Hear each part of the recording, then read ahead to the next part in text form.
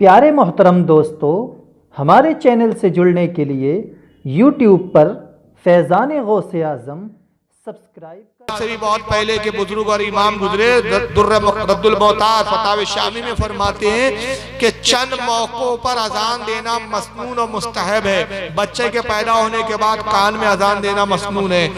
आंधी और तूफान जब आ जाए तो अजान देना मसनून है। कहते कोई पागल और दीवाना और पागल को जुनून पड़ जाए तो उसके कान में अजान देना मसनून है। फिर फरमाते हैं कि जंग के मौके पर जब दुश्मन हावी हो तो अजान दी जाए कि अजान की बरकत से दुश्मन पसपा होता है और दुश्मन पर मुसलमान गालिब आ जाते हैं। फिर फरमाते हैं कि आग लग जाए तो अजान देना मसनून है। और उसके बाद जो आखिरी जुमला फरमाया वो क्या? कब्र पर मौत के बाद अजान देना, दफन के बाद अजान देना, ये भी मसनून है। तो वाबड़ों को चाहिए कि बरेलियों को छोड़े, पहले अपने शाह अब्दुल अजीज पर फतवा लगाए, हजरत अल्लामा मोहम्मद इब्ने आबिदीन शामी पर फतवा लगाए, इमाम हकीम तिरमिजी रदी अल्लाह ताला जो मौजूद गुजरे कई सौ साल पहले के, उन पे फतवा लगाए। असल में मसला यह है कि वहाबड़े को इल्म गत्ती बराबर होता नहीं है। फजाइल अमाल एक किताब पढ़ते हैं और समझते हैं कि उसी को पढ़ के अल्लाह ताला समझ की तौफीक अता। एक मसला पूछा जा रहा है, लोग कहते हैं देवबंदी वहाबी के पीछे नमाज पढ़ना जायज़ नहीं है। फिर कहते हैं कि अगर आप हज करने जाते हो तो आपका हज कैसे होता है? ये सवाल आया है इस पर। ये सवाल अक्सर धोखा देने के लिए किया जाता है कि जब सऊदीया जाते हो हज करने तो वहाँ कैसे पढ़ते हैं। तो सुन लीजिए, जो सुन्नी सही अकीदा होता है, सच्चा अकीदा वाला होता है, सच्चा आलिम होता है, जानकार होता है, वो वहाबी इमाम के पीछे नमाज कतन नहीं पढ़ता। और हदीसों में जो आया है इस पर वहाबी एक धोखा देते हैं कि साहब हरम में नमाज नहीं पढ़ी तो हज कैसे होता है तुम्हारा। तो उस वहाबी को चैलेंज है, 1 लाख रुपया नकद दूंगा और उसकी पूरी जिंदगी गुलामी करूंगा कि जो वहाबी अगर माँ का दूध पिया है तो किसी रिवायत, किसी किताब, किसी हदीस, किसी मसले की किताब से भी वो ये साबित करके दिखा दे कि वहाँ के इमाम के पीछे नमाज पढ़ना हज का कौन सा फर्ज है, सुन्नत है, मुस्तहब है, वाजिब है, क्या है? कुछ भी नहीं है। जैसे हिंदुस्तान में 5 वक्त आपको नमाज पढ़नी है, वैसी हज के मौके पे पढ़नी है। और उसके लिए जमात कोई ज़रूरी नहीं। अगर सही अकीदा इमाम हो तो जमात से नमाज पढ़ी जाएंगी, और अगर इमाम सही नहीं हो तो उसके पीछे नमाज नहीं पढ़ी जाएंगी।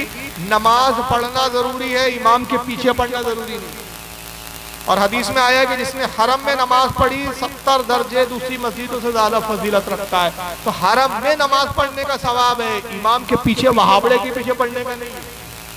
वरना कोई माई का लाल मुझे कोई रिवायत दिखाए, मैं चैलेंज करता हूँ कि जिसमें ये हो कि हुजूर ने कहा जो हरम के इमाम के पीछे नमाज पढ़े उसको 70 दर्जे सवाब, ये नहीं है। तो इमाम मोमिन होना शर्त है। काफिर अगर इमाम हो तो नमाज नहीं होगी। सऊदीया के जो इस वक्त के जो इमाम है ये गैर मुकल्लिदीन वहाबी है, जिनका अकीदा ये है कि अल्लाह जिस्म रखता है, अर्श पर बैठा हुआ है। जिनका अकीदा ये है माज़अल्लाह कि अल्लाह ताला झूठ बोल सकता है। जिनका अकीदा यह है कि अल्लाह ताला की सिफतें भी जो है वो उसको भी सवाल होना है। अब ये समझाऊंगा सिफतें वगैरह तो बहुत वक्त लग जाएगा। तो ऐसे बहुत सारे कुफरी अकीदे हैं जिनके, उस कुफरी अकीदे की बुनियाद पर हमारे उलमा, हमारे मुहद्दिसीन, हमारे फुका उनको मुसलमान ही नहीं समझते। और इसकी सबसे बड़ी दलील यह है कि हज़रत इमाम हुसैन ने करबला में 72 लोगों की अलग जमात बनाई। यजीदी 22,000 थे, उनके पीछे नमाज नहीं पढ़ी। बड़ी जमात के पीछे पढ़ना चाहिए था, लेकिन इमाम हुसैन ने नहीं पढ़ा। क्यों?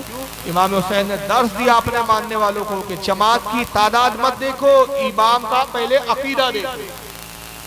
तो अकीदा सही है तो नमाज पढ़ेंगे, अकीदा खराब हो तो बिल्कुल नमाज नहीं होगी।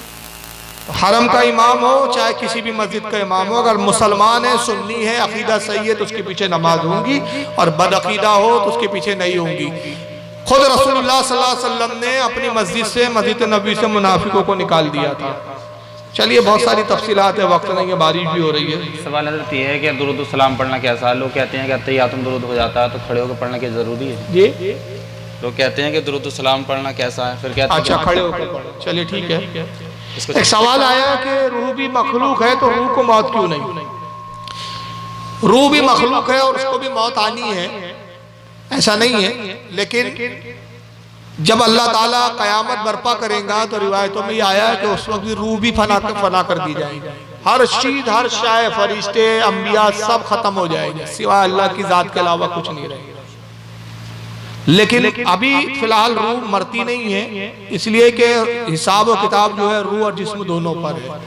लेकिन कयामत बर्पा होने के बाद पूरी तफसीलात है इसकी रिवायत की कि रूह को भी मौत आएंगी, सारी चीजें मार खत्म हो जाएंगी और सिर्फ अल्लाह की जात होगी। और अब ताला इरशाद फरमाएगा, कहाँ है वो जाबिर और जब्बार जो अपने आप को बहुत बड़े बादशाह समझते थे, हुकूमत वाले समझते थे, कहाँ है आज उनकी हुकूमत? आका फरमाते कोई हो तो जवाब दे, कोई होगा ही नहीं। फिर अब फरमाएगा, कहाँ है वो घमंड करने वाले जो मेरे मुकाबले में घमंड करते थे? तो इस तरह की बहुत सारी सदाएं लगाएगा, लेकिन कोई होगा ही नहीं जो जवाब दे। आका फरमाते हैं कि उस वक्त ना वक्त होगा, ना जमाना होगा, ना कोई मुद्दत होगी। जब तक चाहेगा अल्लाह ये कैफियत रहेंगी और फिर एक कुन फरमा के सबको दोबारा जिंदा फरमा देगा। तो रूह लेकिन है क्या, चीज क्या है, ये हमें इसका इल्म नहीं दिया गया। जब काफिरों ने पूछा था, यहूदियों ने रसूलुल्लाह से कि मोहम्मद बताइए रूह क्या है, तो कुरान में सिर्फ ये जवाब दिया गया कि हबीब फरमा दे कि रूह अल्लाह का हुक्म है। अल्लाह हुक्म देता है रूह को जिस्म में दाखिल हो जा, दाखिल हो जाती है। हुक्म देता है निकल आ, निकल आती है। लेकिन कौन सा मटेरियल है, क्या है, ये अल्लाह के सिवा कोई नहीं जानता। लेकिन चूंकि मखलूक है और हर मखलूक को फना होना है, तो रूह को भी एक वक्त आएगा, फना होंगी, फिर दोबारा जिंदगी दे दी जाएगी। वल्लाहु आलम सुम्मा रसूलुहु आलम। सलात व सलाम के बारे में सवाल हुआ था, तो सबसे पहला जवाब तो ये है कि सलाम पढ़ने का हुक्म कुरान में मौजूद है। मशहूर आयत है, इन्नल्लाह व मलाइकतहु युसल्लूना अलन नबी इला आखिरी, कि बेशक अल्लाह और उसके फरिश्ते गैब बताने वाले नबी पर दुरूद व सलाम पढ़ते हैं, ईमान वालों तुम भी पढ़ो। तो कुरान ने यह मुतलकन हुक्म दिया, यह कैद नहीं लगाई कि बैठ के पढ़ो कि खड़े होकर पढ़ो। तो बैठ कर पढ़ना भी जायज, खड़े होकर भी पढ़ना जायज है, लेकिन खड़े होकर पढ़ने में अदब है। अब कोई जाहिल कहते हैं बहुत सारे दुरूद पढ़ते हैं नमाज में, तो बैठ के क्यों पढ़ते हैं तैयार में? तो अरे जाहिल, बैठ के पढ़ना नबी की वहां सुन्नत है, तो वहां सुन्नत के खिलाफ नहीं होगा।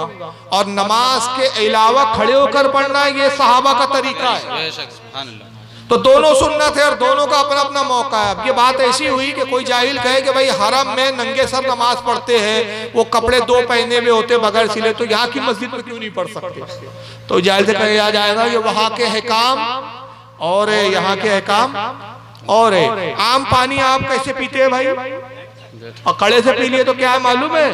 अल्लाह के रसूल की हदीस है कि जिसने कसदन जानबूझकर या भूल कर है, जानबूझकर भी नहीं, माफ करना, भूल कर खड़े होकर पानी पी लिया तो वो कफारा अदा करे। साहबा ने पूछा या रसूलल्लाह इसका कफारा क्या है? फरमाया कफारा है कि जो पानी पिया उसको कै करे, उल्टी करे, कि वो पानी उसके लिए हलाल नहीं। तो बैठकर पानी पीने का हुक्म है, आपने भूल कर खड़े से पी लिया तो उसका कफारा है। लेकिन जमजम कैसे पिया जाता है? फिर कोई कहे जब जमजम खड़े होकर पीते हैं तो ये पानी क्यों नहीं? तो कहेंगे उसका है काम अलग है, इसके है काम अलग है।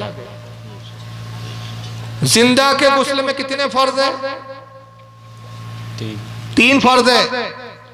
जिंदा इंसान अगर गुस्ल कर रहा है तो तीन फर्ज है।